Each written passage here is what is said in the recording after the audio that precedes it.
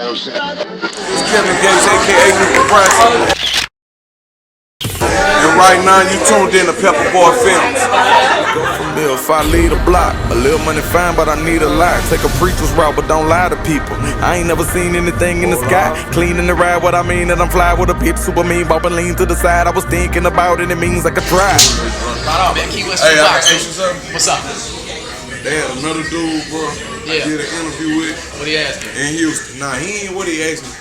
I'm gonna keep it all the way honest with you. Yeah. So, but don't take and switch my words around, big brother. Before we start this, all I ask you as a man, please don't switch my words around. Yeah. I'm gonna tell the truth about everything. Good. This dude put on that, oh man, he don't know Mr. Malcolm. Wait till I catch him. I talked to him on the phone, I told him, man, I love the interview you did on me, bro. It was beautiful. When I see him again, I swear to God, I'm gonna make him live that gangster shit. God damn. All right, well, let's not answer no tough I shit. hate Puerto Ricans. I swear to God. I'm Puerto Rican. Yeah, me too. Who? Pops them all. Mi madre. Okay, mama. See, my pops Puerto Mi Rican. madre. All right, so we good, man. We Puerto Rican partners, man. We straight. I got you. It's all love. This interview gonna be fun, man. It's cool. He thought I was a nigga. Can you blame me? Look, He ain't know I speak Spanish fluent. see, I don't speak Spanish worth a damn, so he gonna hold that. Say something in Spanish, please. I need to learn.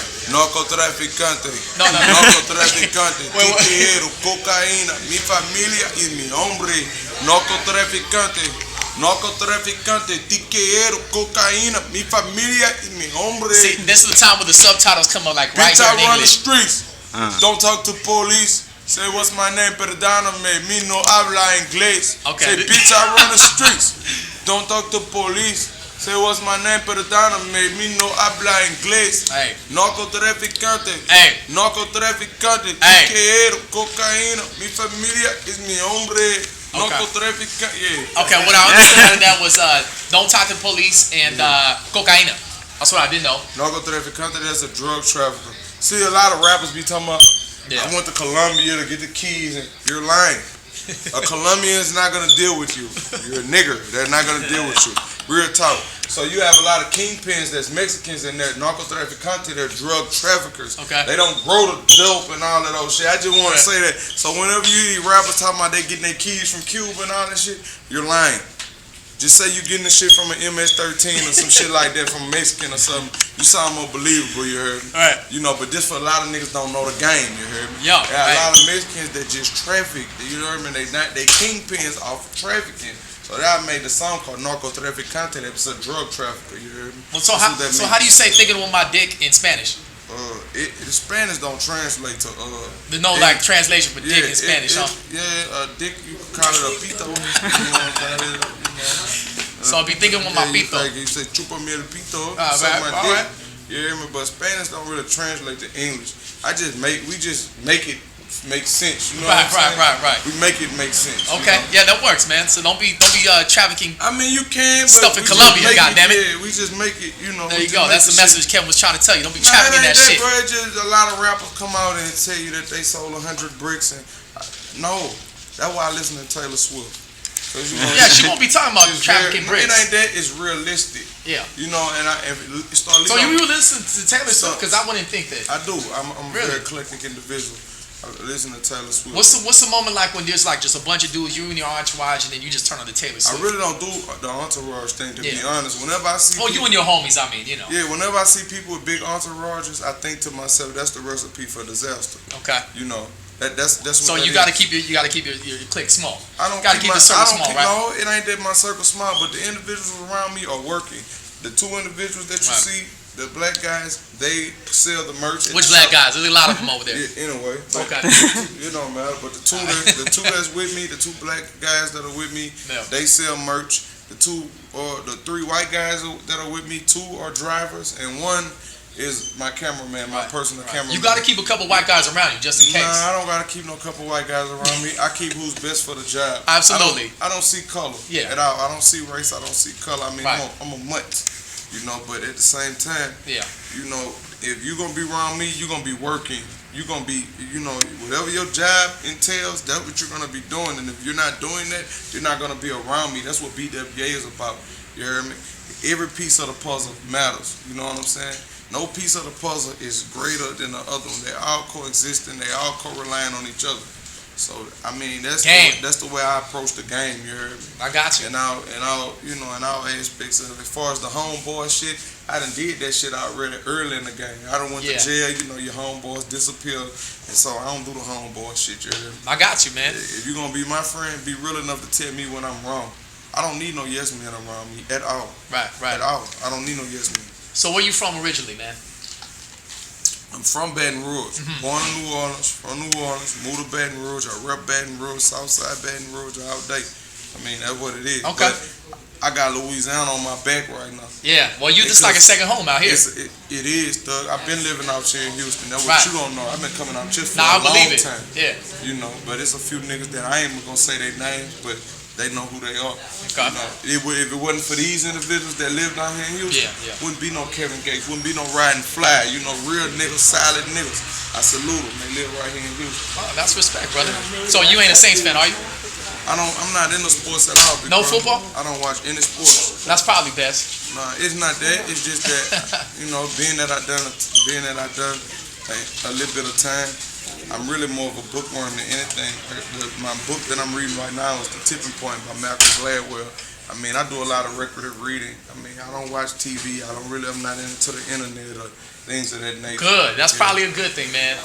I mean, I guess so. But a lot of talk on the internet, a lot of talk on social networks. So it ain't that. I feel like a lot of talk don't have no address on it. Right. You know, we could talk and be broad all day, but you got to put an address on it for me to know it's for me.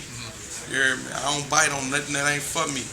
And then right now I'm in a position to where if you was to see me and call me a bitch ass nigga, I probably won't even listen at you. Cause I'm in a position right now. I'm not about to let no.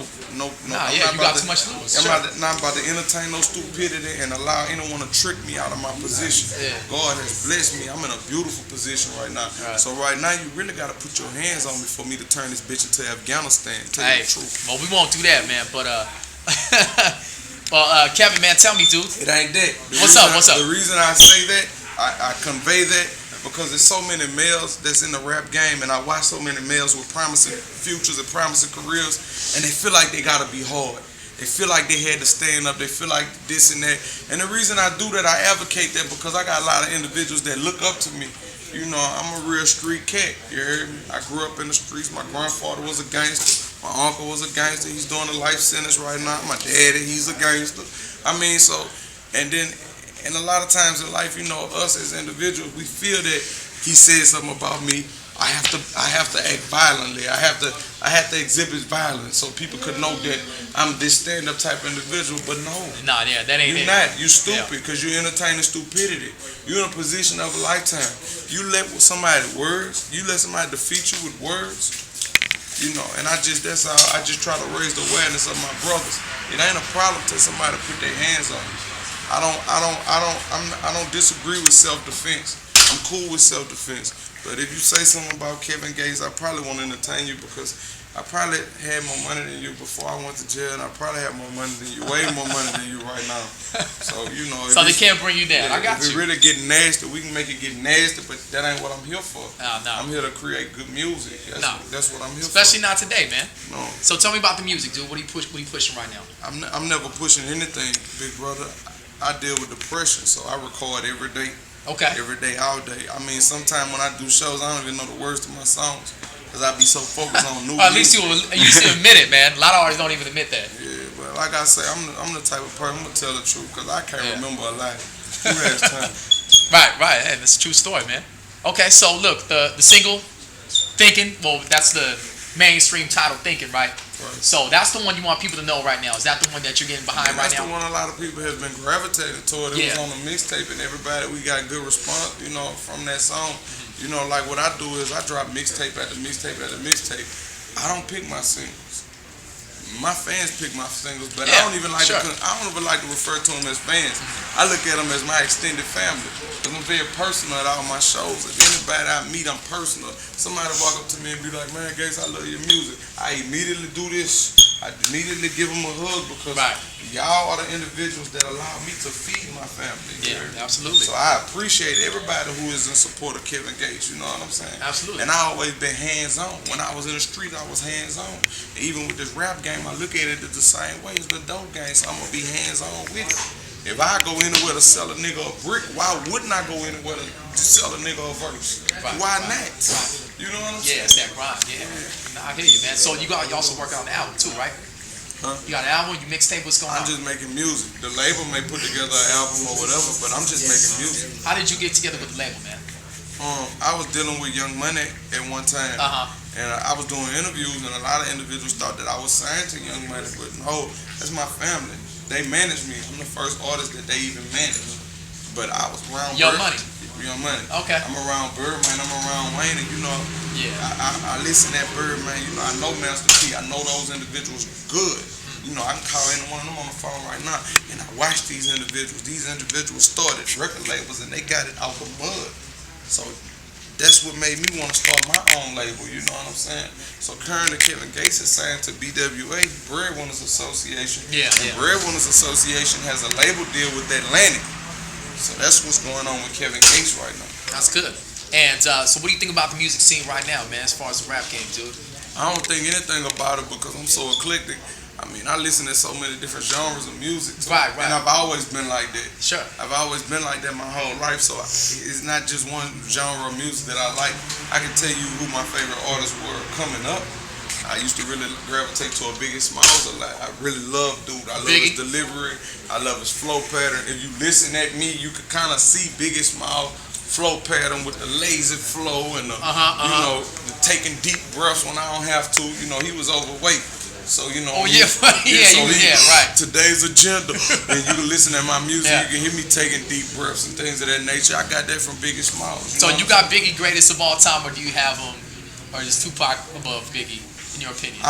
They're two different artists. You can't even put them in the same category.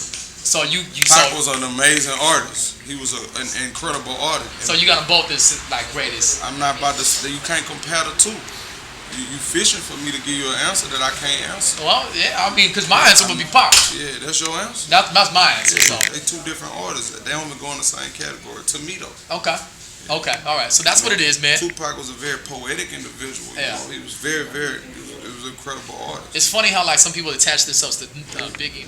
Who do you like right now? You know, I know you said Taylor Swift. That was pretty random. Anybody else? My favorite rap artist I had to be Starlito, and I done started listening to another little Drake too. Oh, Starlito. Tell everybody who Starlito is in case they don't know. He, you know, that's my brother. You know what I'm saying? You hear me? That's my brother. I mean, that's who I listen to. He's from Cashville, Tennessee. You know, I remember when I came home in 2003 off another Joe's. I went to community college 2004. That's when I got on him when his name was All Star. So I've been on him since 2004, and that's my favorite artist because none of his raps are extravagant and incredible. He didn't pull up in a million Lamborghinis, and it's not fictitious. You know, it's reality rap. He makes the same type of music that I make, reality rap. You know. So like I say, it was about touching the streets for me. It was about touching the people, and I ain't gonna lie. A lot of rappers be like, I came in the game with a chick. I didn't come in the game with a chick.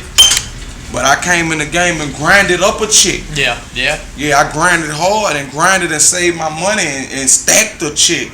Yeah. And then when I went to the label, I was sacked up, you know. Well, yeah, since you're I can talking say about that, what advice can you give to artists that are trying to come up in the game and try to get noticed and try to take it to the next level? It's three things: prayer, patience, and persistence.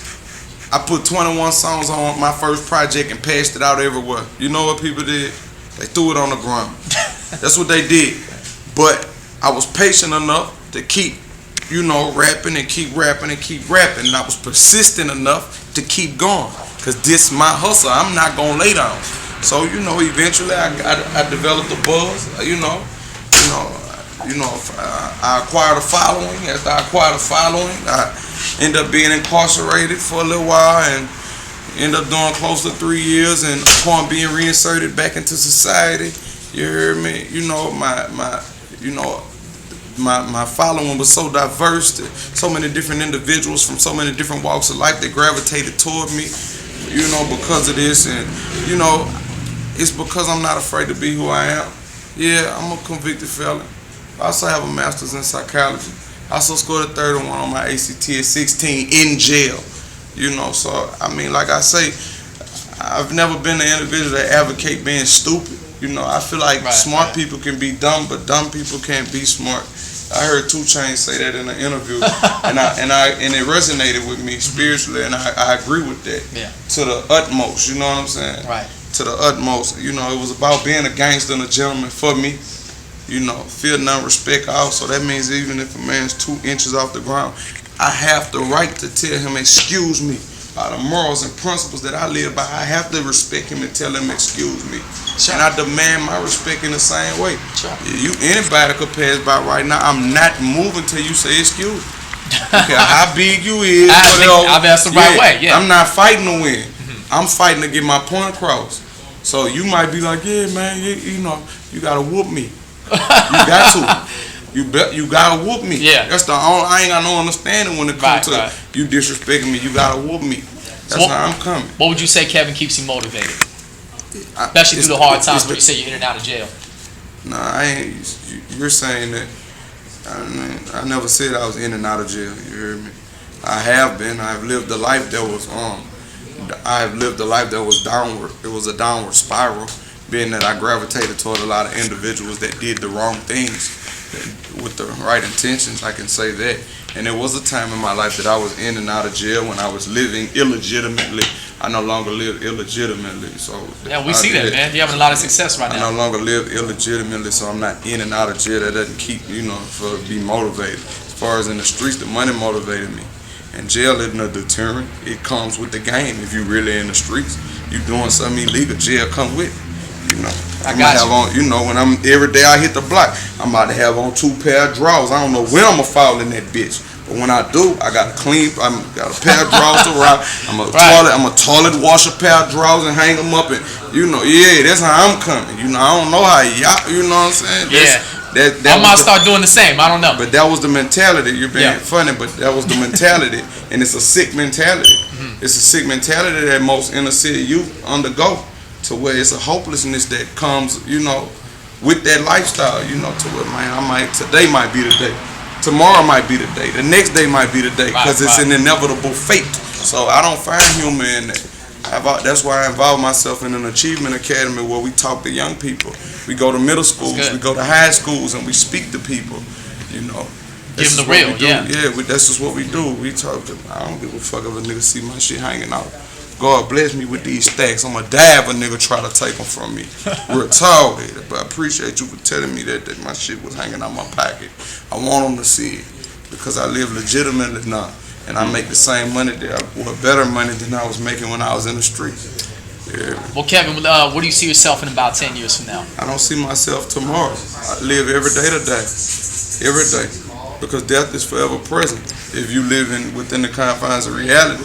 That's why every moment that I'm in, I completely engulf myself in the moment. Because I might go get in one of them trucks, and a truck or 18-wheeler knock my ass off, and that was Kevin. But at the same time, I live in the moment. Every moment that I live, every moment that I wake up, I live in the moment. And that's something you can preach to other artists as well, too. Because you don't know when tomorrow's not promised, right? Yeah, it ain't promised, but what I do is I stay in my lane. I mind my business. I don't care what Tom, Dick, and Harry are doing. You ask me something about another artist, I'm going to tell you quick, that ain't my business. I could walk by and see Joe Blow fucking a cow outside. I'm not even about to go tell my homeboy what I saw because it ain't my business. I don't care. Right. Not to be in a bad way, and I feel like if more people would like that, the world would be a better place. But social media, you know, is based on other people's business. Yeah. How could you have a life of your own if you always in somebody else's business? It's true. But that's individuals that have no life. They live vicariously through other people. I mean, that's, you know.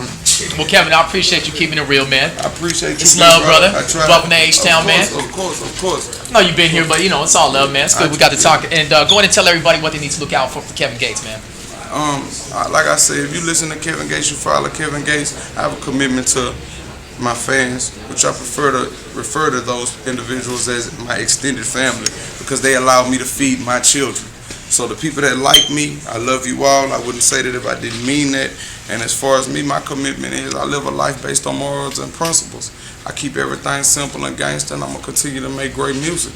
That's it. I mean, I'm sorry that, you know, it was no disrespect to the interviewer that I couldn't key and laugh, but my life been too real to be playing. You know, I ain't got time to be playing. I joke every now and then, you know, when the right drugs I'm on, I joke every now and then. But like I say, I deal with depression, The music I make is very therapeutic to me, so I will continue to make great music. I say that, you know, if I can't make nothing great, I won't make anything at all, you know. So we'll enjoy it till it lasts, you know, while it lasts, and, you know, I'll be here till it's over with. Hey. Gladiators on deck. Drug user don't drink Sprite, and when I do it ain't pink Sprite. A lot of lean is purple. Trust issue, don't trust really, no 2-point conversion. Won't run it after I touch down, my opponent kicking his defense. Try this shit this weekend. Where was you when I was slumped over? Gums hurting from an old bullet in front of the toilet while I hunched over. Puking all in my insides. Stab wound from an old friend. Well, at that time we were close friends. They say I killed them in cold blood. We wrestled for the gun, but the gun went off. He up the pistol, looked him dead in his eyes. I've been ready to die, so nigga do it. Gates, man, I really do it. I'm serious too, nigga, really do it. Turned his head, closed his eyes, aimed the tool, started shooting. I didn't die, my life a movie. 30 a.m.